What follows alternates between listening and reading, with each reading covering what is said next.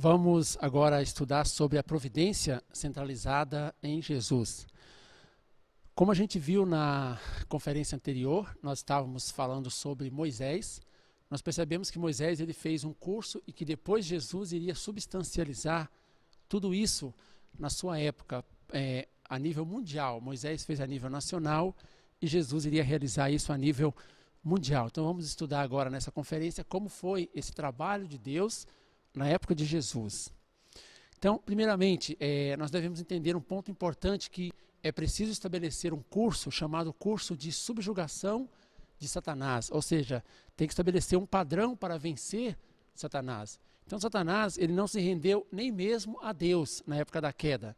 Então, ele não podia ser forçado também a se render a Jesus. Então, Deus, ele assumindo responsabilidade, pelo ser humano, ele estabeleceu cursos, modelos, através de Moisés, através de Jacó, para que Jesus pudesse seguir esse curso para poder facilitar o trabalho de Jesus. Então, nós vamos entender que Adão ele veio numa posição onde ele deveria dominar os anjos. Mas quando aconteceu a queda, ele caiu em uma situação onde ele foi dominado por Satanás, ou seja, ele foi dominado pelos anjos. Então Jesus, quando ele veio na posição de segundo Adão, a sua missão é subjugar Satanás, ou seja, vencer e dominar o anjo.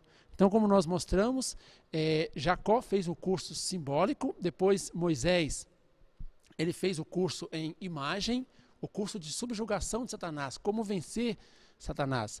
E Jesus fez o curso substancial, vencendo literalmente, diretamente Satanás. Quando nós olhamos na Bíblia, Deuteronômio 18:18, está escrito assim: eu lhe suscitarei um profeta como tu, dentre os seus irmãos, e porei as minhas palavras na sua boca, e ele lhes falará tudo o que eu lhe ordenar. Então, quando diz que eu suscitarei um profeta como tu, Deus estava informando para Moisés que Jesus iria seguir no futuro um curso parecido com o curso dele. Também, João 5,19, o filho de si mesmo não pode fazer coisa alguma, mas só faz o que vê fazer o pai. Então, Deus, na posição de pai, estava mostrando um curso, como Jesus poderia vencer, subjugar naturalmente Satanás, através de pegar um modelo, pegar o exemplo do curso de Jacó e também o curso de Moisés. Só que no caso de Jesus, era um curso substancial. Em outras palavras, ele veio para vencer literalmente, diretamente, Satanás, e não de forma simbólica, como aconteceu com Moisés e também como aconteceu com Jacó. Então nós vamos estudar o primeiro curso da restauração mundial de Canaã, ou seja, o primeiro curso de Jesus. O que aconteceu? Como nós vimos na conferência sobre Moisés, tiveram que realizar o fundamento de fé e substância no nível nacional, para preparar o fundamento correto para Jesus.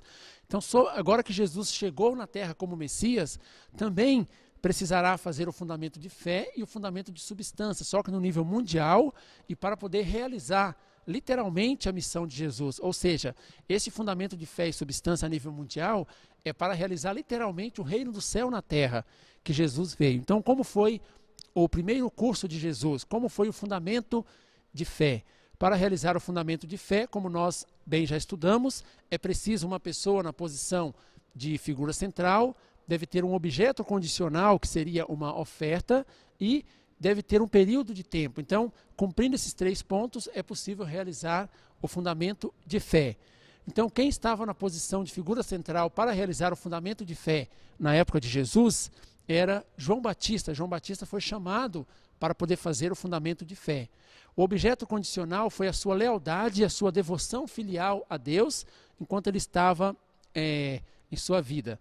E o período de tempo foi o período de tempo no deserto. Então, enquanto ele estava vivendo no deserto, ele mostrou lealdade e devoção filial a Deus. E isso foi o fundamento para o estabelecimento do fundamento de fé. Então, o fundamento de fé na época de Jesus foi feito através de João Batista, a nível mundial. Depois que se realiza o fundamento de fé, é preciso fazer o fundamento de substância. O fundamento de substância, como nós também já vimos antes, é preciso alguém na posição de figura central e deve acontecer uma condição de indenização para poder eliminar a natureza decaída. Então, João Batista, como havia feito o fundamento de fé, ele era aquela pessoa que estava na posição de Abel, ou na posição de figura central, representando o lado de Deus, no fundamento de substância. E o povo judeu estava na posição de Caim. Então o povo judeu deveria acreditar e obedecer a João Batista para poder fazer o fundamento de substância. E também, na época de Jesus, teve a providência para o início. A providência para o início, como nós vimos no curso de Moisés, era uma forma de mostrar para o povo que Deus tinha escolhido aquela pessoa, aquela figura central, para poder trabalhar com ela. Então, aqueles milagres que aconteceram em torno do nascimento de João Batista, em torno do nascimento, a sua própria vida de fé no deserto, as pessoas até confundiam que ele pudesse ser o próprio Messias. Então, a providência para o início também se cumpriu, foi realizada a providência para o início. Então, o povo tinha facilidade para poder acreditar e para poder unir-se com João Batista. Então, no primeiro curso de Jesus, o fundamento de fé foi feito pela vida de fé no deserto de João Batista, com sucesso, e depois o fundamento de substância, porque o povo acreditava que até João Batista pudesse ser o Messias. Então o povo era bastante unido com João Batista.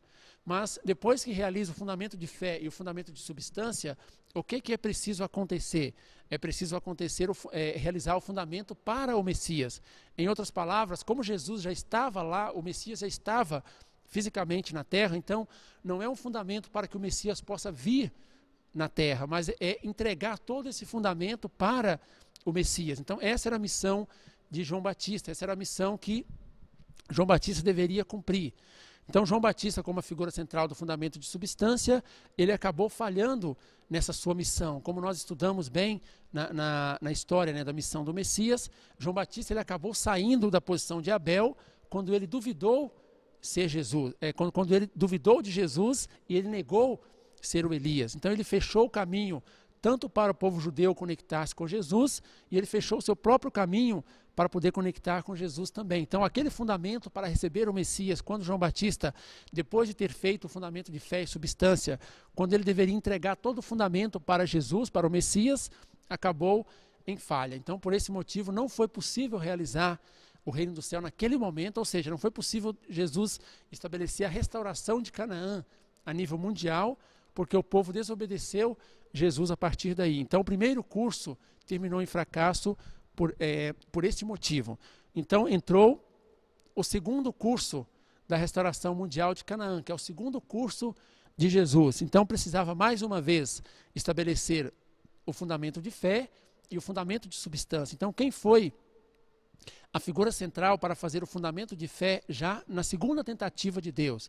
Jesus, ele herdou por sucessão a missão de João Batista. Então Jesus, ele estava substituindo João Batista para poder fazer o fundamento de fé. Então a figura central não era mais João Batista, porque ele havia falhado, mas nesse segundo curso a figura central foi Jesus, que foi fazer a missão substituindo o papel de João Batista. O objeto condicional foram as 3 grandes tentações que Jesus sofreu, e o período de tempo é o período de 40 dias de jejum no deserto. Quando nós lemos na Bíblia, Mateus 16, 20, está escrito que Jesus disse a seus discípulos que não fizessem público o fato de que ele era o Messias. Então, é a única forma que nós podemos entender isso, é que Jesus ele estava fazendo naquele momento a missão do profeta, estava fazendo naquele momento a missão de João Batista, porque havia falhado. Então, Jesus, desde a posição de João Batista, tinha que levantar mais uma vez o fundamento de fé. Então, naquele momento, como está escrito em Mateus 16, 20, ele pediu que seus discípulos não fizessem público o fato de que ele era o Messias. Essa é a única explicação para essa passagem, porque Jesus, uma vez que ele era o Messias, deveria pedir para os seus discípulos não falarem isso para as pessoas. Então, porque ele estava fazendo a missão de João Batista. Então Jesus ele herdou a missão de João Batista. João Batista ele tinha a missão de Adão restaurado. Então Jesus ele tinha a missão de Adão aperfeiçoado. Ele deveria cumprir a missão no lugar de João Batista, restaurando por indenização o fundamento de fé. Por isso ele teve que passar um curso de tribulação e não podia revelar que ele era o Messias, como nós mostramos até agora. Então Jesus ele teve que fazer 40 dias de jejum e oração no deserto e sofrer as 3 grandes tentações. Ou seja, Jesus teve que passar por um curso de tribulação. A causa remota por Jesus ter que passar por isso foi o fato que Moisés bateu na rocha 2 vezes. Como nós vimos na conferência de Moisés, nós explicamos claramente que aquilo ali abriu uma condição para que Jesus sofresse algum tipo de tribulação no futuro. E a causa mais próxima foi a falta de fé de João Batista, como nós explicamos. Então, como foram aquelas 3 grandes tentações e qual era o significado de cada uma delas? O que aconteceu? Qual foi a vitória providencial que aconteceu em cada uma das 3 grandes tentações? Primeiro, qual que é a razão? Por que motivo Jesus teve que passar as 3 grandes tentações? Adão, ele veio para poder cumprir as 3 grandes bênçãos de Deus, mas devido à queda do homem, ele se tornou o homem decaído e Satanás invadiu e ele não pôde cumprir. Então Jesus, ele veio na posição de segundo Adão, ele veio para poder restaurar as 3 grandes bênçãos. Então o que Satanás queria com as 3 grandes tentações? Ele queria impedir Jesus de realizar as 3 grandes bênçãos. Por isso que as 3 tentações estão relacionadas com as 3 grandes bênçãos. Então ele procurou impedir que Jesus realizasse a finalidade da criação, apresentando para Jesus essas 3 tentações durante o tempo que ele estava no deserto. Então, qual foi a primeira tentação? Está escrito em Mateus 4:3. Satanás aproximou de Jesus e disse: se és o Filho de Deus, ordena que estas pedras se tornem pães. Então Jesus estava com fome, estava fazendo jejum e Satanás foi tentar essas pessoas. Lembrando que na época de Moisés, a mesma dificuldade que o povo começou a reclamar e até queriam apedrejar e matar Moisés, uma das questões foi a questão de fome. Então Satanás, ele pegou essa mesma condição e ele estava tentando Jesus. Só que Jesus, naquele momento, ele estava na mesma posição que os israelitas, como nós falamos agora. Devido à fome, Satanás quis aproveitar essa oportunidade. Mas Jesus, ele respondeu, Mateus 4:4, nem só de pão vive o homem, mas de toda palavra que sai da boca de Deus. Então Jesus, ele ultrapassou esse primeiro teste, ou essa primeira tentação de Satanás. Ele respondeu de uma posição como substância da palavra que dá a vida para toda a humanidade. Então Jesus respondeu desde a posição da criação original de Deus. Ele respondeu com o padrão do princípio, porque Jesus, sendo um homem aperfeiçoado, mesmo que ele estava fazendo a missão de João Batista, que era um homem decaído, Jesus tinha aquele padrão original da criação, tinha um padrão do princípio em si mesmo. Então essa vitória, devido a essa vitória na primeira tentação, Jesus restaurou a posição de Messias, ele se restaurou à posição de Messias, lembrando que ele estava fazendo a missão de João Batista até então. Então ele mais uma vez foi para a missão de Messias depois da primeira tentação. Qual foi o resultado desta vitória na primeira tentação? Jesus respondeu com a posição de Messias, de homem aperfeiçoado. Então estabeleceu o fundamento para restaurar a primeira bênção de Deus. Está escrito em João 6,48, eu sou o pão da vida. Também João 6,53, em verdade vos digo, se não comerdes a carne do Filho do Homem e não beberdes do seu sangue, não tereis vida em vós. Então Jesus, ele foi vitorioso nessa primeira tentação e restaurou-se a posição para cumprir a missão do Messias. A segunda tentação, Satanás disse para Jesus em Mateus 4:5-6, se és o Filho de Deus, lança-te daqui para baixo. Então, o que Satanás pretendia com essa tentação? Ele queria que Jesus, que já estava na posição de ser humano aperfeiçoado, ele na posição de Senhor do templo, dominador da criação, ele pudesse voltar mais uma vez para a posição de homem decaído. É o que Satanás queria que acontecesse naquele momento. Jesus respondendo em Mateus 4:7, não tentarás ao Senhor teu Deus. Nós podemos perceber que Jesus não fez o relacionamento recíproco diretamente com o que Satanás estava dizendo, mas já respondeu desde a posição do homem original, que tem o direito de dominar, incluindo os anjos, ou seja, Jesus tinha o direito naquele momento de dominar, inclusive Satanás. Então também estava mostrando que Satanás não tinha mais condição para poder tentá-lo. Satanás não podia mais tentar Jesus naquela situação. Então qual foi o resultado da vitória na segunda tentação? Estabeleceu o fundamento para a restauração da segunda bênção de Deus, que é a multiplicação dos filhos. Então Jesus, ele é o templo principal como pais, e os santos, aquelas pessoas que seguem Jesus, são os ramais do templo, como está escrito na Bíblia, como filhos.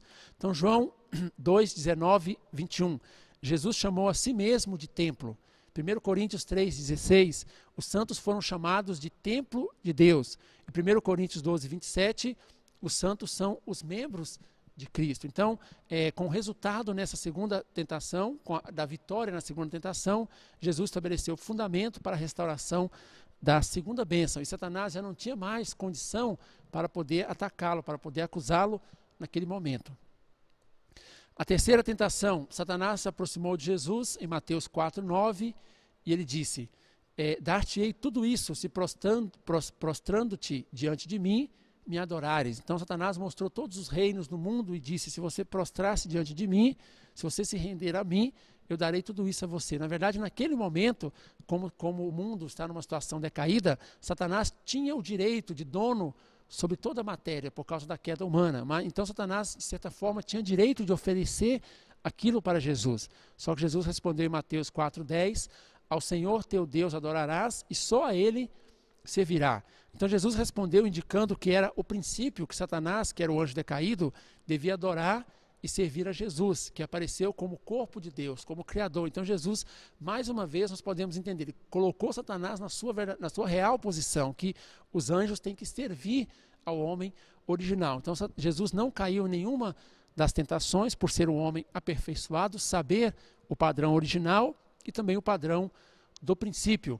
O resultado dessa terceira tentação, da vitória, na terceira tentação, estabeleceu o fundamento para restaurar a terceira bênção de Deus e também restaurou a dominação para com toda a criação. Naquele momento Jesus estava perfeitamente restabelecido, já tendo vitória na posição de João Batista, tendo feito o fundamento de fé, já estava restabelecido na posição de Messias, tendo dominado inclusive as tentações que Satanás estava dando para ele. Então, com essa vitória de Jesus nas três grandes tentações, Jesus restaurou tudo que tinha sido perdido no passado, assim como a oferta de Caim e Abel, que tinha sido invadida, a arca de Noé, a oferta de Abraão, o tabernáculo de Moisés, o templo de Salomão, tudo isso Jesus recuperou com essa vitória de em 40 dias no deserto, sofrendo as três tentações e tendo vitória nelas. O julgamento de 40 dias do dilúvio de Noé, os 3 períodos de 40 anos e os 2 jejuns de 40 dias de Moisés, os 40 dias de espionagem em Canaã, o curso de 40 anos que os israelitas passaram no deserto, também os 400 anos desde Noé até Abraão, os 400 anos de escravidão no Egito. Então, todos aqueles períodos que Satanás, por algum motivo, tinha invadido pela falha humana, com essa vitória de Jesus, tudo isso foi recuperado e restaurado para o lado de Deus, mais uma vez. Então Jesus estabeleceu vitoriosamente o fundamento de fé para o segundo curso, fazendo a missão de João Batista e mais uma vez se colocando na posição de Messias. Depois que for estabelecido o fundamento de fé, qual que é o próximo passo? O próximo passo é o estabelecimento do fundamento de substância. Então Jesus tinha que estabelecer junto com o povo o fundamento de substância. O fundamento de substância, como nós já vimos, é preciso uma figura central, é aquela pessoa que já venceu no fundamento de fé. Nesse caso, era o próprio Jesus que estava fazendo o fundamento de substância e deve acontecer uma condição de indenização para eliminar a natureza decaída. Só que antes de acontecer o fundamento de substância, é preciso a providência para o início. E essa providência para o início, ela foi realizada através das palavras e os milagres que Jesus começou a fazer milagres e sinais. Isso foi para mostrar para o povo que Deus estava trabalhando com Jesus. Então a providência para o início também foi realizada. E como que deveria ter sido feito então o fundamento de substância? Jesus, que foi aquele que realizou o fundamento de fé na posição de Abel, como representante do lado de Deus, e o povo judeu na posição de Caim, representando providencialmente o lado de Satanás. Então, eles deveriam servir, acreditar e obedecer e unir-se a Jesus. Caso eles fizessem isso, então, o fundamento para receber o Messias seria estabelecido e Jesus, como portador da missão de João Batista, iria fazer o seu papel real como Messias. Então, como nós estudamos na missão do Messias, nós percebemos que o povo, infelizmente, não conseguiu se unir com Jesus. Infelizmente, Judas Iscariotes se tornou o traidor, como nós já estudamos. Os sumos sacerdotes, escribas, todos eles não conseguiram se unir com Jesus. Então, o fundamento de substância foi invadido por Satanás. Não foi possível realizar, do jeito que Deus planejou, a vitória do fundamento de substância. Então, o fundamento de substância terminou em fracasso e também o fundamento para receber o Messias terminou em fracasso. E como resultado disso, Jesus ele foi entregue para a crucificação. Então, resumindo o segundo curso de Jesus, ele foi para a posição de João Batista, depois ele realizou vitoriosamente o fundamento de fé através de de passar pelas 3 tentações de forma vitoriosa, como ele passou, nós estudamos agora, e o fundamento de substância, o povo deveria se unir com Jesus. Mas infelizmente o povo não conseguiu essa união necessária para fazer o fundamento de substância. Judas Iscariotes acabou traindo Jesus e ele foi entregue para a crucificação. Então, o fundamento de substância falhou e também o fundamento para receber o Messias falhou e Jesus morreu na cruz, ou seja, ele perdeu o seu corpo físico. Então, a partir daí, já não tinha mais como Jesus fazer a providência da salvação física, como nós já explicamos algumas vezes, porque o seu corpo físico tinha sido perdido. Então, Jesus tinha que trabalhar para fazer apenas a parte da salvação espiritual. Então, entrou no terceiro curso da restauração mundial de Canaã, o terceiro curso centralizado em Jesus. Então, como foi o terceiro curso? Ele foi apenas no sentido espiritual, tinha significado mundial, mas era apenas espiritualmente. Então, para realizar o fundamento de fé no terceiro curso, também precisava, claro, da figura central, o objeto condicional e o período de tempo. Então, a figura central para realizar o fundamento de fé, já nesse momento espiritualmente falando, porque Jesus já havia morrido, foi Jesus ressuscitado. Ele era o portador da missão espiritual de João Batista para fazer o fundamento de fé. O objeto condicional foi o seu período de ressurreição, de 40 dias, que ele ficou aparecendo para as pessoas durante 40 dias. Depois, o período de tempo foi o seu período de ressurreição. Então, com isso, foi realizado o fundamento de fé. E Jesus, desde a posição de João Batista espiritual, ou seja, a mesma coisa que aconteceu com Jesus em vida, aconteceu com Jesus também espiritualmente falando. Ele teve que cumprir essa missão, teve que cumprir essa parte que cabia ao ser humano, ou seja, que cabia a João Batista. Mas o fundamento de fé foi estabelecido vitoriosamente. Na época de Jesus aconteceu um jogo, uma luta entre Deus e Satanás ali, e Jesus estava bem no centro dessa providência, dessa luta. O que aconteceu? O povo israelita, eles faltaram fé e foram contra Jesus. Por causa disso, Satanás ele ganhou uma condição para que o povo israelita fosse para o seu lado. É como que Satanás tomou a humanidade, tomou todo o povo israelita para o seu lado. Mas Jesus ele veio para salvar o povo escolhido e também para salvar toda a humanidade. Então, quando Deus entregou Jesus, quando Jesus entregou o seu corpo físico na cruz, estava trocando a sua vida pela vida dos israelitas. Então, quando Jesus trocou isso através da cruz, então, literalmente, Jesus estava dando a sua vida para salvar a humanidade. Então, nós podemos falar claramente, Jesus morreu para, literalmente, salvar a humanidade. Satanás, ele procurou matar Jesus, mesmo que ele tivesse que entregar toda a humanidade. Ele considerou naquele momento a morte física de Jesus mais importante do que todo o povo israelita. E ele pensou que podia destruir toda a providência de Deus apenas por matar Jesus na cruz, apenas por levar Jesus para a crucificação. Ele imaginava que pudesse destruir todo o trabalho providencial de Deus.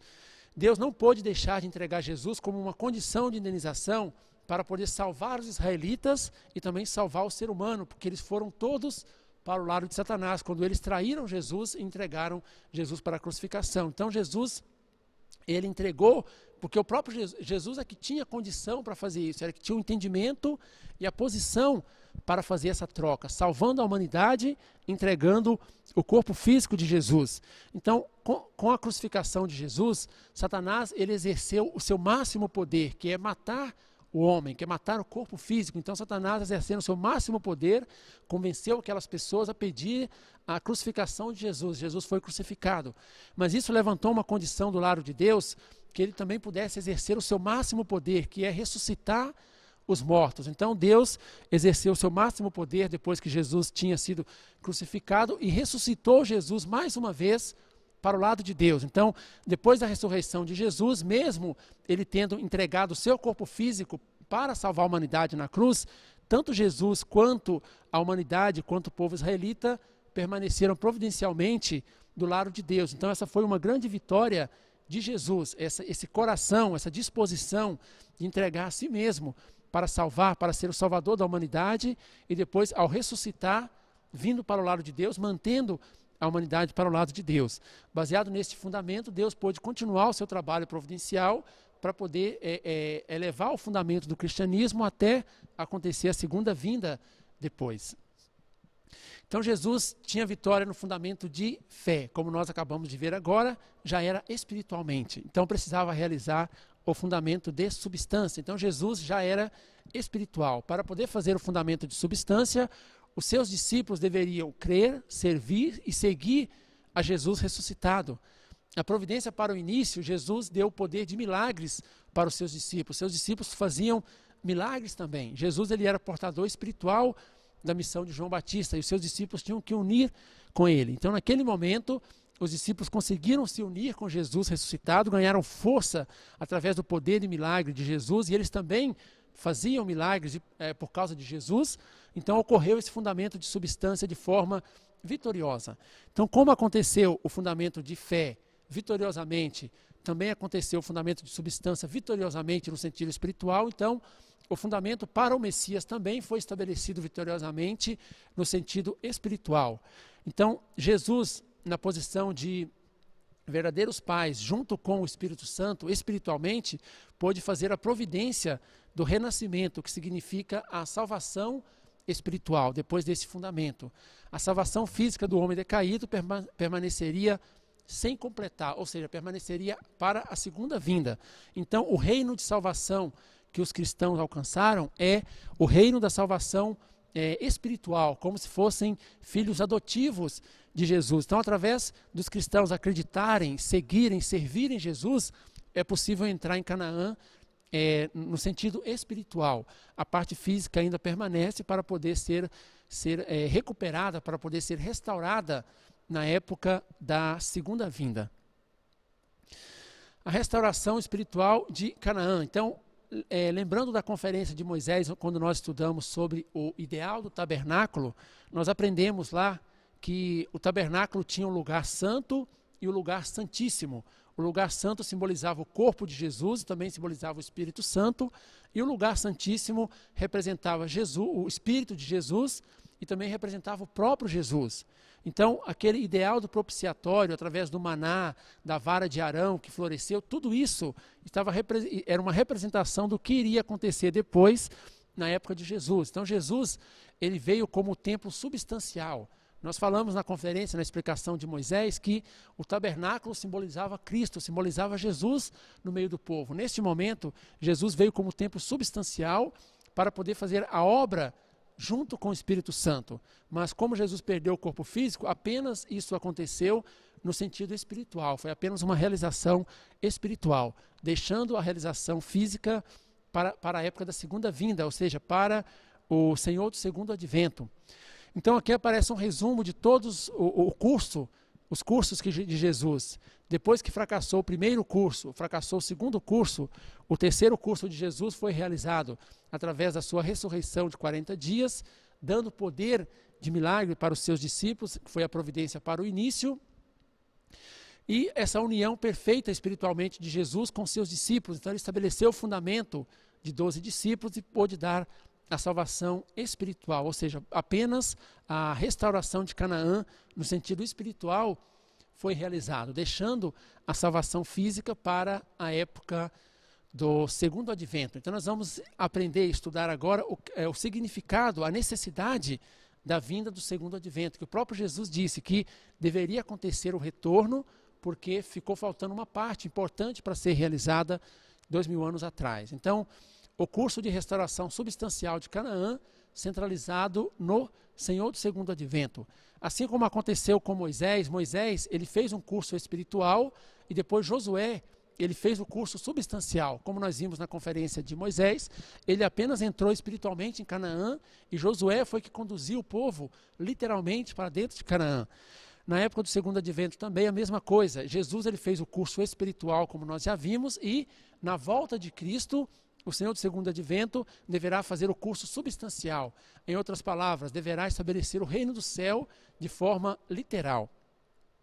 Então, o Senhor do segundo advento, ele tem que restaurar por indenização o curso da providência centralizado na primeira vinda. No caso de Jesus, devido à falta de fé do povo, ele teve que passar por um curso amargo da providência espiritual, da restauração. Ele passou várias tribulações. Então, no caso do Senhor do segundo advento também, assim como Josué, como nós vimos na conferência de Moisés, ele teve que restaurar simbolicamente tudo o que aconteceu com Moisés, o Senhor do segundo advento também, caso os cristãos venham a faltar fé, como segundo Israel, ele também terá que passar um curso providencial de tribulação substancial na carne. Esta é a razão por que em Lucas 17, 25 está escrito: é necessário, porém, que primeiro ele sofra muito e seja rejeitado por essa geração. Porque se as pessoas preparadas, os santos dos últimos dias, cristãos, por algum motivo faltar fé em Jesus, no segundo advento, ele também terá que passar um curso amargo de tribulação. O Senhor do segundo advento jamais virá morrer sem cumprir a providência da restauração. Quando nós estudamos o princípio divino, nós entendemos que Deus sempre trabalha para realizar a sua providência no número 3. Então teve Adão, depois teve Jesus como segundo Adão e o Senhor do segundo advento como o terceiro Adão. Então, como número 3, ele não terá essa opção de falhar a providência no seu tempo. Ele terá que com certeza cumprir o seu trabalho providencial. Através de 2000 anos da providência, da restauração espiritual, Deus estabeleceu a democracia para poder facilitar de alguma forma o trabalho do Senhor do segundo advento. Jesus ele foi assassinado por ele ser taxado de rebelde contra o judaísmo. Então o Senhor do segundo advento não pode andar por este caminho da morte, mesmo que ele seja tenazmente perseguido como herege, ou seja, o Senhor do segundo advento jamais virá morrer sem cumprir a sua missão. Então, na época do segundo advento, vai ser preciso realizar o fundamento de fé, substancialmente, também o fundamento de substância, isso substancialmente, através de acreditar e servir absolutamente ao Senhor do segundo advento, fazendo a condição de indenização para eliminar a natureza decaída e estabelecer o fundamento para o Messias, também substancialmente. Aí, o Messias poderá trabalhar literalmente para poder estabelecer o reino do céu na terra, na sua segunda vinda. Na época de Jesus, aconteceu a providência para o início por meio de sinais e milagres. Na época do segundo advento, ocorrerá a providência para o início centralizado na palavra, que é mais interna. Então, isso está demonstrando que na época do segundo advento, ele não trabalhará da mesma forma que Jesus trabalhou 2000 anos atrás, centralizado nos sinais e centralizado nos milagres. Tanto é que nós também vimos que uma das finalidades porque Jesus teve que fazer aquilo é para poder recuperar a fé do povo. Então, se quando ocorrer a volta de Cristo, se o Senhor do segundo advento tiver um grupo de pessoas, os santos preparados dos últimos dias que o seguirão e o servirão, ele não precisará recorrer a sinais e a milagres, mas somente ele precisará dar suas palavras e o seu amor para as pessoas.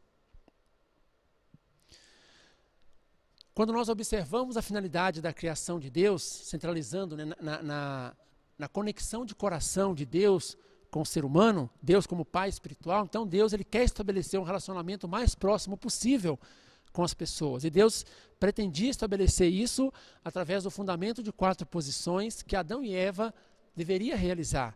Deus pretendia realizar o amor e o coração paterno, o amor e o coração conjugal, também o amor e o coração filial. Deus queria viver como uma família perfeita junto com seus filhos, junto com o ser humano. Então, do ponto de vista do relacionamento de coração de Deus com o ser humano, depois da queda do homem, quando Satanás estabeleceu um relacionamento ilícito de sangue com Eva e depois Eva com Adão, toda a humanidade veio a nascer da linhagem de sangue de Satanás. Satanás ocupou aquela posição de Deus e ele manchou Adão e Eva, e também manchou seus filhos. Então todos os descendentes, como está escrito em João 8,44, eles foram descendentes de Satanás, eles foram cortados da linhagem de Deus por causa da queda.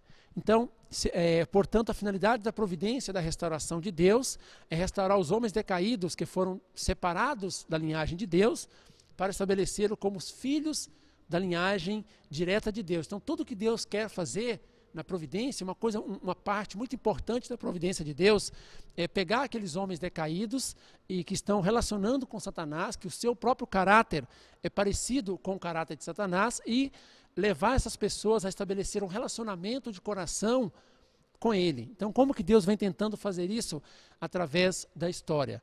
Quando Adão se tornou decaído, Adão e Eva, toda a humanidade estava desligada, desconectada de Deus, tanto internamente quanto externamente, através da linhagem de sangue também. Então Deus foi trabalhando para que o ser humano pudesse ir aumentando o seu nível de relacionamento. Então, passando 1.600 anos até Noé, chegando até Abraão, nesse período de Adão até Abraão, de 2.000 anos, as pessoas elas conseguiram alcançar um relacionamento de servo com Deus. É um relacionamento indireto com Deus. As pessoas não conseguiam sentir diretamente sobre Deus, sobre o coração de Deus. Depois, os 2.000 anos de Abraão, passando por Moisés, até chegar em Jesus, as pessoas alcançaram um relacionamento de servo de Deus. É um relacionamento um pouco melhorado, mas também não é um relacionamento ideal, porque do ponto de vista da criação de Deus, Ele quer ter um relacionamento de família, um relacionamento de coração e um relacionamento de linhagem de sangue direta com o ser humano. Então, até Jesus, as pessoas estavam na posição de servo de Deus. Quando Jesus veio, 2.000 anos atrás, através do seu sacrifício na cruz, ele conseguiu dar a salvação espiritual, estabelecendo os cristãos como filho adotivo de Deus. Então, o nível de relacionamento aumentou com a morte, depois que Jesus passou pela cruz e com a sua ressurreição. Então, todos os cristãos, todos nós que acreditamos em Jesus, nós estamos numa posição de filhos espirituais de Jesus, na posição de filho adotivo com relação a Deus. Por que filho adotivo? Porque a nossa linhagem ainda não é a mesma linhagem de Deus. Então Deus está continuando o seu trabalho providencial, e aquele período de 2.000 anos, desde Jesus até a época do retorno, a época da volta de Cristo, o que Deus quer fazer é estabelecer filhos da linhagem direta de Deus, através de mandar o Senhor do segundo advento, que Ele pode trocar a linhagem de sangue da humanidade, e com isso Ele pode estabelecer filhos da linhagem direta. Então o Senhor do segundo advento, Ele deve vir para poder restaurar toda a humanidade, para que sejam filhos da linhagem direta de Deus. Ele deve nascer na terra em carne, assim como aconteceu na primeira vinda. Então, restabelecer esse relacionamento perfeito de coração que Deus planejou realizar com o ser humano. Até qual nível o Senhor do segundo advento deve obter vitória? Quando nós olhamos o caso de Jacó, o caso de Jesus, nós percebemos que o Senhor do segundo advento ele deve alcançar a vitória até o nível de estabelecer literalmente o reino do céu. Então Jacó, ele teve o fundamento de 3 e também de 12, conseguiu o fundamento até o nível de família. No caso de Jesus, ele conseguiu o fundamento de 3, depois 12 e depois 70. Ele conseguiu o fundamento em nível de família e também o fundamento em nível de tribo. Até aí Jesus chegou, depois ele morreu na cruz. Na época do segundo advento, ele deve conseguir realizar todo o fundamento de família, de tribo, raça, nação, mundo e cosmo. Ou seja, ele deve realizar perfeitamente o reino do céu na terra, até porque ele é a terceira tentativa de Deus, onde com certeza Deus deverá realizar o seu ideal. Na época de Jesus, o primeiro Israel, que é o povo judeu, eles tiveram uma grande preparação para poder receber Jesus. E Jesus deveria realizar rapidamente o reino do céu. Deus preparou toda a circunstância interna, toda a circunstância externa, através, por exemplo, do desenvolvimento do Império Romano. Tudo isso foi preparado, tanto internamente quanto externamente, para que Jesus pudesse rapidamente estabelecer o reino do céu. Mas, como eles faltaram fé, Jesus teve que estabelecer os cristãos como segundo Israel, teve que trocar a missão de povo escolhido. Na época do segundo advento pode acontecer da mesma forma. Com certeza Deus está fazendo uma grande preparação, tanto no sentido interno quanto no sentido externo, como nós já vimos, inclusive, na conferência do paralelo histórico, na escatologia. Está fazendo uma preparação para que o Senhor do segundo advento possa realizar o reino do céu rapidamente também. Mas se por acaso as pessoas faltarem fé na época do retorno, o Senhor do segundo advento também terá que estabelecer um terceiro Israel, terá que estabelecer um outro povo e não o povo cristão. Então, portanto, os cristãos dos últimos dias, ou seja, cada um de nós que está acreditando em Jesus, acreditando na Bíblia, acreditando em Deus e esperando a volta de Cristo, todos nós, tal como o povo judeu dos dias de Jesus, estão situados em circunstâncias muito favoráveis. mas por outro lado estão em posição em que podem ser infelizes caso não tenham fé. Então, é aquela história que nós devemos sempre estar dando o passo correto, sempre vigiando para ver o que acontece. Se nós dermos um passo em falso, nós poderemos desviar o percurso, desviar o nosso caminho, assim como, infelizmente, aconteceu 2000 anos atrás com o povo judeu. Então, estudando até aqui o curso de Jesus, nós vamos ver as lições que nós podemos tirar, as lições que nós podemos aprender com o curso de Jesus. A primeira lição é que a predestinação da vontade de Deus, ela é absoluta. Então, quando uma pessoa falha, Deus substitui aquela pessoa. Quando ele trocou, por exemplo, a missão de João Batista, e o próprio Jesus teve que fazer, mas Deus absolutamente deve realizar a sua vontade. No caso de Jesus, quando não foi possível realizar o reino do céu, absolutamente deve ser realizada na segunda vinda. Então, a predestinação da vontade de Deus é uma predestinação absoluta, não muda. A predestinação para o cumprimento da vontade de Deus, ela é relativa. Por exemplo, João Batista ele foi predestinado para ser o primeiro discípulo de Jesus, mas como ele não cumpriu a sua porção de responsabilidade humana, Pedro o substituiu. Deus trocou a missão para Pedro. Também foi predestinado que Jesus teria o fundamento de 12 apóstolos, 12 seguidores, mas quando Judas Iscariotes traiu Jesus, Deus chamou Matias no seu lugar. Então, mesmo trocando a pessoa que vai cumprir a vontade de Deus pode mudar, mas Deus, a sua vontade absolutamente ele vai realizar, mesmo que ele tenha que chamar uma outra pessoa. O povo judeu foi predestinado para serem o povo escolhido, mas como eles falharam na porção de responsabilidade humana, Jesus teve que trabalhar com os gentios como novo povo escolhido e assim estabelecer os cristãos. Então, a segunda lição que nós tiramos do curso de Jesus é que a predestinação para o cumprimento da vontade, ela é relativa e não é absoluta.